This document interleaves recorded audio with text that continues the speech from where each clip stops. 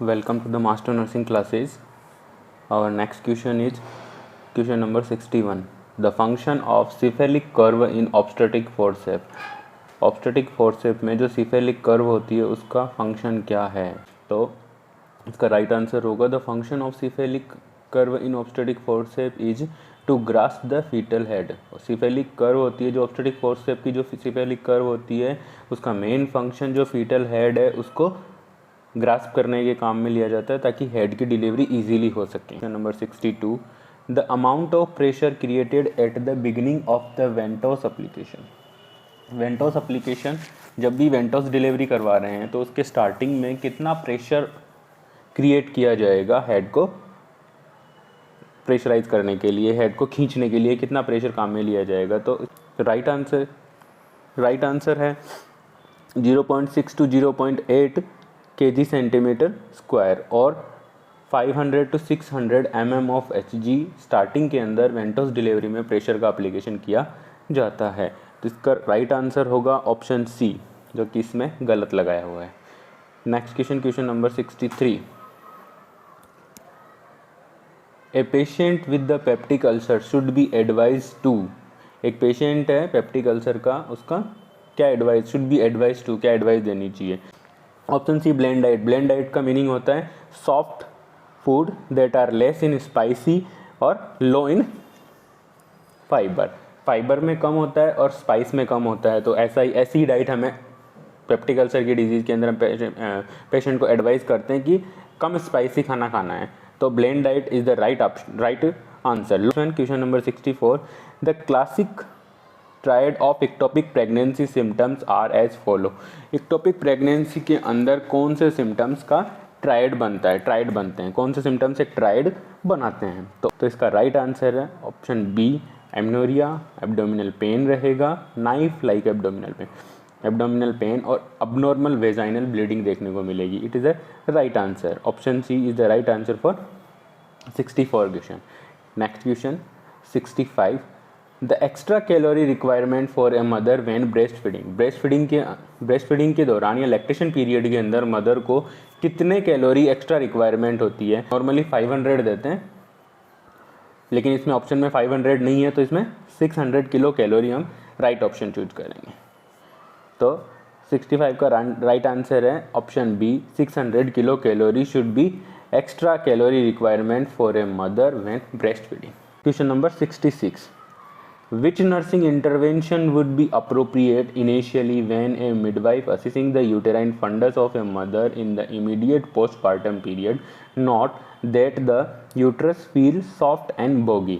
एक कौन C nursing intervention appropriate होगी अगर कोई नर्स है अगर किसी मदर के यूट्रस के फंडस को असिस्ट करती है इमीडिएटली डिलीवरी होने के तुरंत बाद, अगर किसी यूट्रस को असिस्ट कर रही है, यूट्राइन फंडस को असिस्ट कर रही है और वो फील कर रही है कि यूट्रस है वो सॉफ्ट और बॉगी है, तो इस कंडीशन में कौन सी इंटरवेंशन करनी चाहिए। फर्स्ट वन है कौन सा इंटरवेंशन सही होगा एक नर्स के द्वारा। अटोनिक यूट्रस है, दैट मीन्स अटोनिक यूट्रस एक नर्स को क्या करना चाहिए। तो option C is the right answer.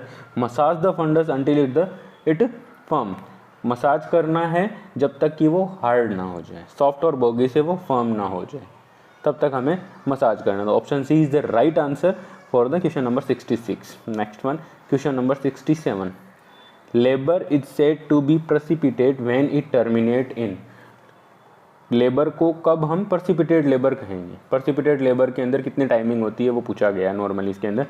2 घंटे के अंदर पूरी लेबर की प्रोसेस हो जाए ना, उसे बोलते हैं प्रेसिपिटेट लेबर। तो इसमें option B is the correct answer, less than 2 hour of onset. Question number 68 A midwife is monitoring a mother who was admitted to the delivery unit about 5 hours ago. She noted a cervical dilation of 5 cm. Contractions are occurring every 5 minutes, lasting between the 50 to 55 seconds. The mother is in what phase of the labour. Mother है वो कौन सी phase के अंदर, labour की कौन सी phase में है, latent phase. Latent phase के अंदर क्या होता है, जो यूट्रस का डायलेशन होता है 0 से लेकर के 3 सेंटीमीटर तक होता है। नेक्स्ट वन आती है एक्टिव फेज। एक्टिव फेज में होता है 4 to 7 सेंटीमीटर। और ट्रांजिशन फेज। नेक्स्ट में आती है ट्रांजिशन फेज। ट्रांजिशन फेज के अंदर आता है आपका 7 to 10 centimetre dilation of cervix. तो इसमें हम देखते हैं जैसा कि क्वेश्चन में हमें हिंट दिया गया है कि dilation of cervical dilation of 5 centimetre. अगर 5 सेंटीमीटर का सर्वाइकल डायलेशन है तो मदर कौन सी फेज में होगी? Option B is the correct answer, that is active phase. Number 69, which of the following is the most common cause of maternal mortality. Maternal mortality का सबसे common cause क्या है? Haemorrhage, postpartum haemorrhage is the most common cause of maternal mortality. Most common cause of maternal mortality is haemorrhage. Question number 70, the alteration in the shape of fetal head while coming through the resistance birth passes during labor is termed as। जब बच्चे का head एक birth canal से आ रहा है जहाँ पर resistance present है, इजीली नहीं आ पा रहा है, तो उस समय जो बच्चे के हेड के अंदर जो चेंजेज होते हैं, फिर उसकी शेप में जो चेंजेज होते हैं, उन्हें क्या कहते हैं? C is the right answer, this is moulding. Next one, question number 71, the antidote of the toxicity of magnesium sulphate. Magnesium sulphate की टॉक्सिसिटी का एंटीडोट क्या होगा?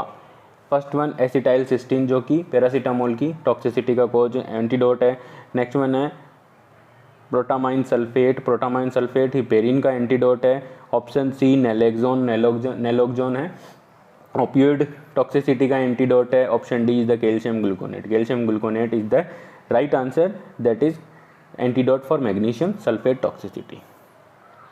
Next one, question number 72, the associative play is common in. कौन सी as में आने के बाद एसोसिएटिव प्ले है वो कॉमन हो जाता है?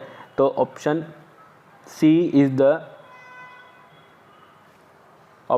Is the right answer, that is pre school age. Pre school age में आने के बाद बच्चों में एसोसिएटिव प्ले है वो कॉमन हो जाता है। Next one, question number 73, the mode of administration of pulmonary surfactant या सर्फेक्टेंट। यहाँ पे सर्फेक्टेंट दिया गया है, लेकिन पल्मोनरी सर्फेक्टेंट से ज़्यादा इजीली हमें अंडरस्टैंड करने में इजी होगा कि पल्मोनरी जो सर्फेक्टेंट एडमिनिस्टर करते हैं लंग्स को कोलैप्स होने से बचाने के लिए, एल्विलाई को कोलैप्स होने से बचाने के लिए, तो वो किस रूट से एडमिनिस्टर किए जाते हैं? Endotracheal route is the best route for the administration of surfactant. Next one, question number 74, ice collar was the recommended post operative nursing intervention in case of.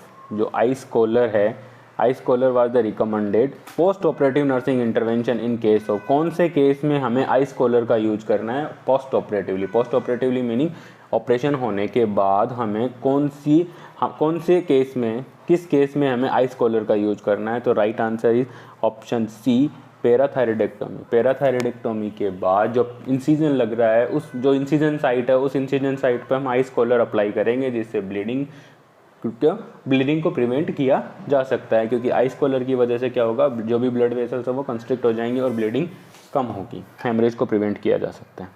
Next one है 75, question number 75, the role of prostaglandin in the teratology of Fallot. Teratology of Fallot का मतलब एक cyanotic heart disease है, जो कि paediatric cases में ज़्यादा देखने को मिलती है।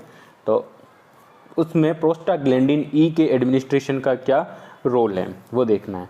तो option B is the right answer, dilate the ductus arteriosus. जब भी डक्टस आर्टीरियोसिस, जब ये प्रोस्टाग्लैंडिन ई देंगे तो वो क्या करेगा, जो भी डक्टस आर्टीरियोसिस है उसको डायलेट करेगा, और डायलेट करने से क्या होगा, जो पल्मोनरी ब्लड फ्लो है वो बढ़ेगा और जो कंडीशन है वो ट्रीट हो जाएगी।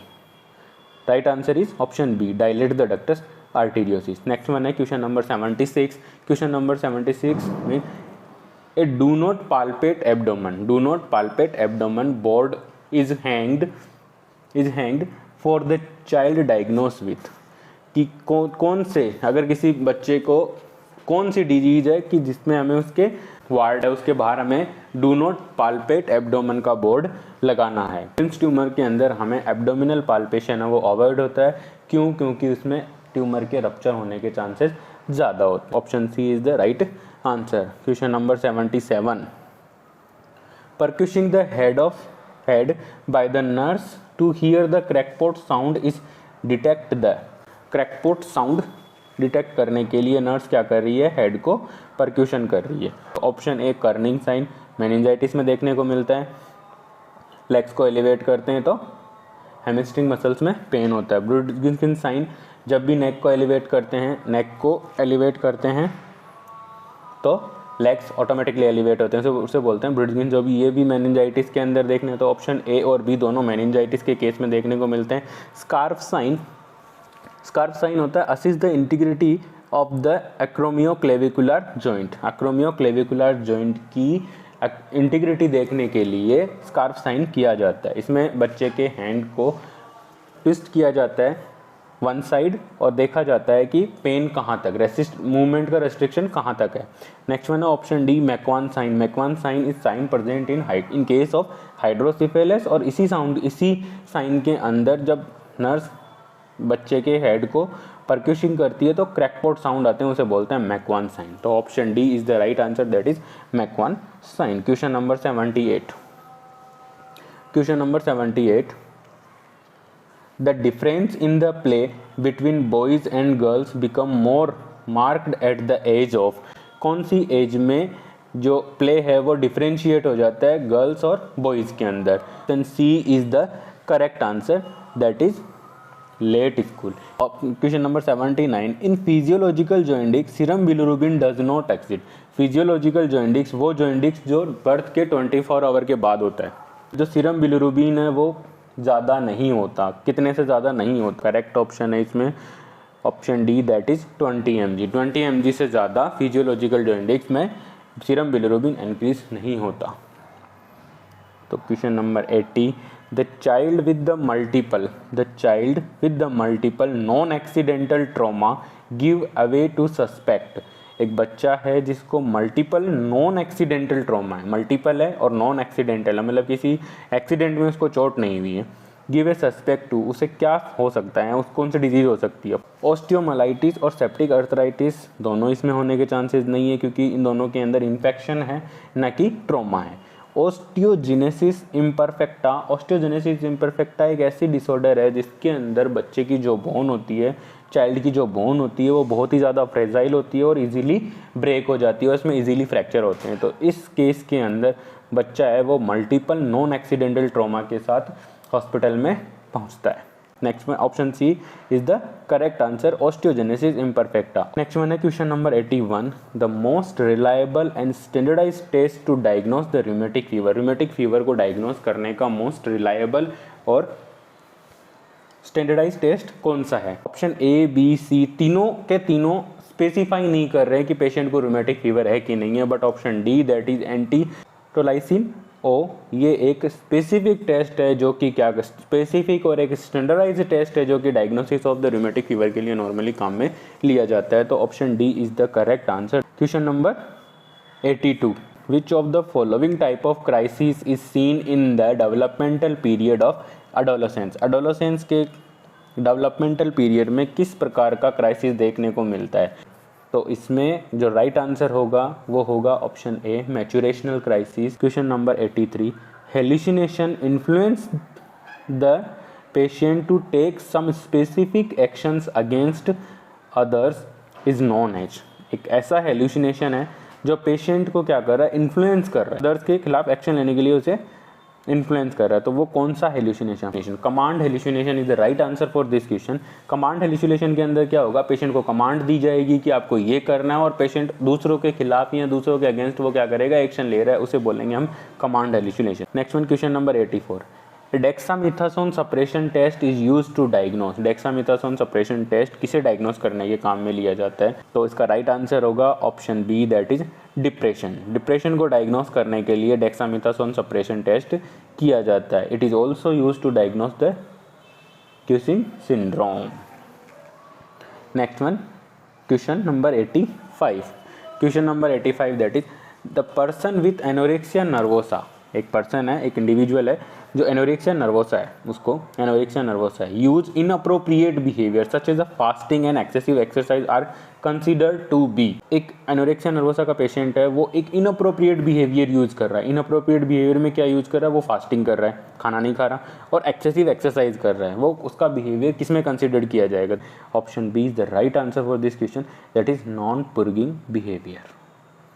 नॉन पुर्गिंग बिहेवियर का मतलब है पेशेंट ने खाना ही नहीं खाया। पुर्गिंग का मतलब होता है पेशेंट खाना खाता उसके बाद वो वॉमिट करता, उसे बोलते हैं पुर्गिंग बिहेवियर। तो that is considered to be non purging behaviour of the patient. Option B is the right answer for this question. Question number 86. The protection of childrens from sexual offence POCSO act was pass to protect children against. जो POCSO act है वो बच्चों को किसके against protect कर रहा है? तो option C is the right answer, that is paedophilia. Paedophilia POCSO act है वो बच्चों को सेक्सुअल ऑफेंस के अगेंस्ट प्रोटेक्ट करता है, उसे बोलते हैं पीडोफिलिया. नेक्स्ट वन है question number 87. Cluster A personality disorder are referred as. Cluster A जो पर्सनैलिटी डिसऑर्डर होते हैं उन्हें कैसे रेफर्ड होते हैं? तो इसका राइट आंसर होगा option B, that is odd personality. Odd personality disorder के अंदर आएगा आपका paranoid personality, schizoid personality, schizotypal personality disorder. ये तीनों प्रकार के जो डिसऑर्डर वो पर्सनैलिटी डिसऑर्डर होंगे वो सारे के सारे क्लस्टर ए के अंदर आते हैं, मानी ऑड. ये सारे के सारे ऑड पर्सनैलिटी डिसऑर्डर्स हैं. Move to the next question, that is 88. The common sign of depression all are except. मतलब जो भी नीचे दिए गए ऑप्शंस हैं उनमें से सारे के सारे डिप्रेशन के साइन है, एक को छोड़ के. अब जानते हैं कि डिप्रेशन के अंदर साइकोमोटर एक्टिविटी है वो इंक्रीज नहीं होती. इंक्रीज किस में होती है? मेनिया के अंदर होती है. तो ऑप्शन ए इसका राइट आंसर है. Question number 89. Which of the following is the barrier of therapeutic communication. Therapeutic communication का कोई एक बैरियर है. तो इसका राइट आंसर होगा option B, giving advice. Giving advice is a barrier to the therapeutic communication. Question number 90. The hallucination occurring in the semi-conscious state before awaking is called as. वो hallucination कौन सा वो कौन सा hallucination है जो semi conscious stage उठने से पहले, जगने से पहले दिखने को मिलता है? तो राइट आंसर होगा ऑप्शन ए, हिप्नोपोमिक. हिप्नोपोमिक हेल्यूसिनेशन जब आप सो के उठ रहे होते हैं उस टाइम आपको उठने से जस्ट पहले आपको जो हेल्यूसिनेशन होगा उसे बोलते हैं हिप्नोपोमिक हेल्यूसिनेशन बोलते हैं. और सोने जा रहे हैं या सोने की कोशिश कर रहे हैं उस टाइम पे जो हेल्यूसिनेशन होगा उसे बोलते हैं, नींद आने से पहले जो हेल्यूसिनेशन होगा उसे बोलते हैं hypnagogic. Question number 91. The term flight of ideas refer. तो फ्लाइट ऑफ आइडियाज का मीनिंग क्या है? Question number option number A, use of rhythmic word. Use of rhythmic word को बोलते हैं clang association. Option B, repetition of word. Repetition of word को बोलते हैं verbigeration. Option C, new words invented by the patient. उसे बोलते हैं neologism. Option D, pattern of rapid transition from topic to topic. मतलब एक topic को पूरा किए बिना दूसरे टॉपिक पे, दूसरे को पूरा किए बिना तीसरे टॉपिक पे मूव करना क्या कहलाता है? फ्लाइट ऑफ आइडियाज कहलाता है. तो option D is the right answer, that is pattern of rapid transition from topic to topic. Next one है question number 92. Ergonomics means. Ergonomics का क्या मीनिंग होता है? तो option A is the right answer, that is fitting the job to the worker. की job के according workers fit करना, उसे बोलते हैं एर्गोनॉमिक्स. नेक्स्ट वन है question number 93. The population covered by the one sub centre. Sub centre कितनी population पे बनता है? तो सब जानते हैं 5000 की पॉपुलेशन पे बनता है सब सेंटर. तो option C is the right answer. Next one question number 94. The cold chain should be maintain to preserve. तो vaccines are preserve in cold chain. Next one 95 question. The continuous scrutiny of the factor that determine the occurrence and distribution of disease. And the continuous scrutiny to determine the occurrence and distribution of disease is known as surveillance. Continuously observe कर रहे हैं कि कहाँ disease हो रही है, कितने area में डिस्ट्रीब्यूट हुई है, उसे बोलते हैं surveillance. Next one question 96. World health day is celebrate every year on, as we know, 7th April. That is C option is the right answer. 97 question number 97. Siderosis is an occupational disease that is cause by. Siderosis किसके द्वारा cause की जाती है? तो option D is the right answer, that is iron. Iron की वजह से, जो आयरन की जो डस्ट होती है उसकी वजह से होती है साइडिरोसिस. ऑक्यूपेशनल डिजीज होती है जो लोहे के कारखानों में काम करते हैं. नेक्स्ट वन है 98. Personal serving at the community level mainly focus on. मतलब जो भी कम्युनिटी लेवल पे जो भी हेल्थ है उसको कौन से लेवल पे फोकस किया जाता है? The preventive method are most commonly use at community level. Question number 99. The pap smear is done to rule out. pap smear किसको डायग्नोसिस के लिए काम में लेते हैं? तो आपको पता है cancer of cervix, that is option C, the cancer of cervix के लिए किया जाता है पेप स्मेयर. और most common cause of cervical cancer is papilloma, human papilloma virus, HPV. Next one, question number 100. The volume reduction method of waste disposal. Waste disposal का कौन सा वो मेथड है जिसमें वॉल्यूम रिडक्शन किया जाता है? तो incineration method is the right answer for this question, that is incineration method. Incineration method में क्या किया जाता है? जो भी कचरा होता है उसको जलाया जाता है. जलने के बाद जो ऐश बचती है उसका वॉल्यूम और जो पहले कचरा था उसका वॉल्यूम बहुत कम होता है, उसकी तुलना में बहुत कम होता है. तो incineration method is use to volume reduction method of waste disposal. Question number 101. The principal unit of administration in India. India में जो एडमिनिस्ट्रेशन की जो प्रिंसिपल यूनिट है वो क्या होती है? वो होती है आपका district. 102. In this year the prevention of food and adulteration act was passed. Food and adulteration act कब आया? तो 1954 के अंदर food and adulteration act was passed. तो option B is the right answer. Question number 103. Hind Kusht Nivaran Sangh is a program related to the relief. So leprosy is the right answer for this question, that is denote to the Hind Kush Nivaran.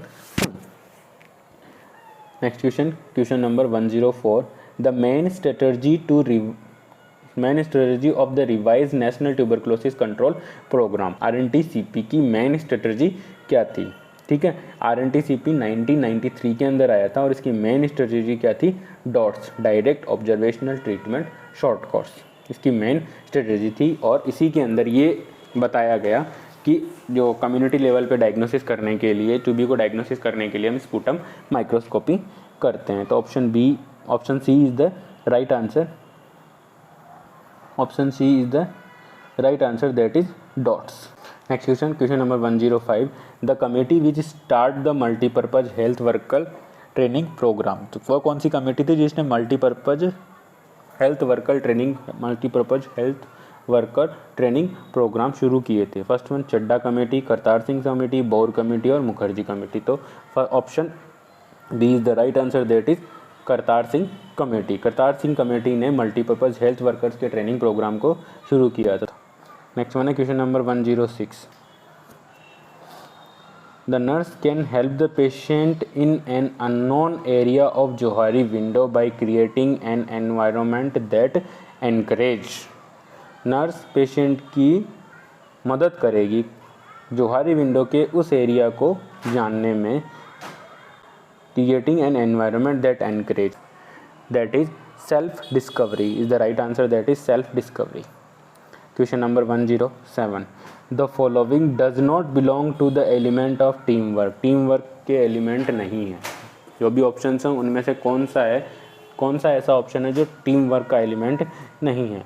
Peer pressure is not present in the, it's not an element. Peer pressure is not an element of the team work का element नहीं है. Peer pressure team work का element नहीं है. Option next question number 108. The directive counselling approach is also known as. तो directive counselling है, उसका दूसरा नाम क्या है? उसका दूसरा नाम है option B, that is correct answer, that is prescriptive counselling. That is prescriptive counselling is the right answer for this question.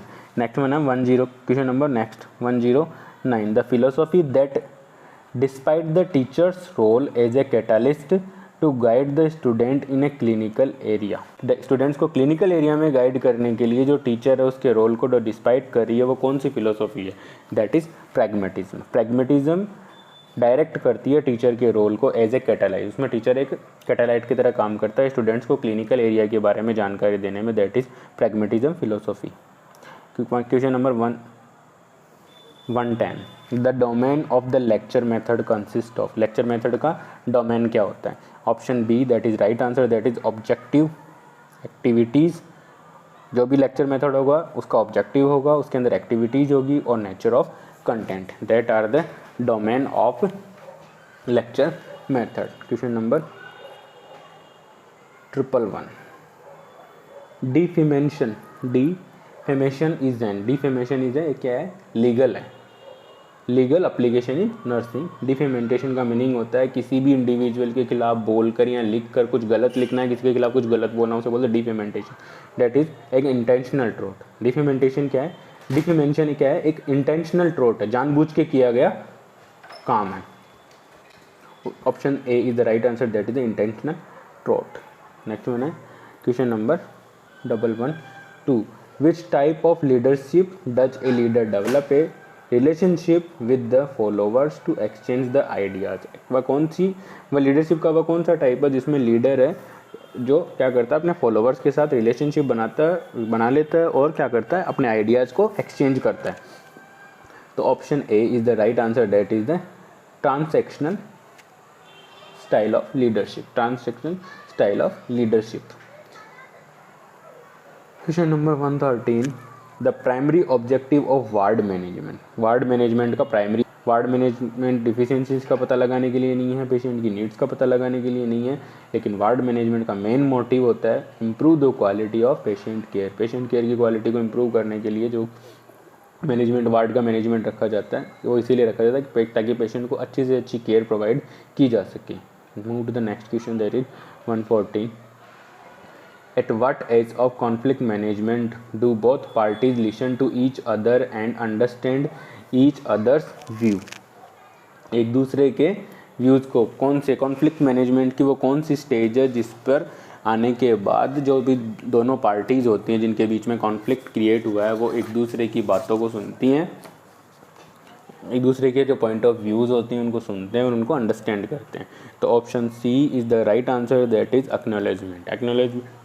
Acknowledgement stage में जो भी दो पार्टीज होती है जिनके बीच में कॉन्फ्लिक्ट प्रेजेंट होता है वो एक दूसरे के व्यूज़ को सुनती हैं और एक पर्टिकुलर और एक कॉमन व्यू के ऊपर क्या करती हैं, अपनी सहमति बनाती हैं। Next one, question number 15. Who was the first to introduce the concept of management by objective सबसे पहले? तो option D is the right answer, that is Peter Drucker is the right answer for this question. Question number 116. Ex post facto study are also called. Ex post facto study का दूसरा नाम क्या है? तो option C is the right answer, that is correlation. Ex post facto study correlation को बताती है। जो भी दो वेरिएबल्स लिए गए हैं उनके बीच में जो भी क्या रिलेशन है उसको बताती जाती है, उसे बोलते हैं ex post facto study. Next one, live experience of A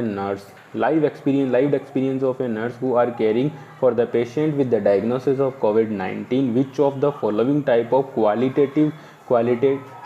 qualitative research is mentioned in the above mention statement? कि मतलब कोई नर्स है जिसने COVID-19 के पेशेंट्स की केयर करी है, लाइवली केयर करी है, उसने उसके जो आइडिया, जो उसके व्यूज़ हैं उसको हम जानेंगे तो वो कौन सी रिसर्च कहलाएगी?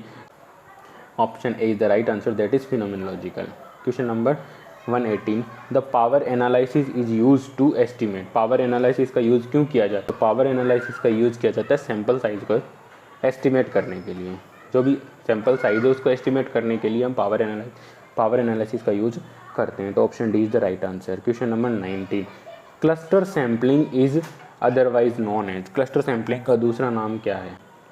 तो option C is the right answer, that is a multi stage sampling is the right answer for the cluster sampling other name.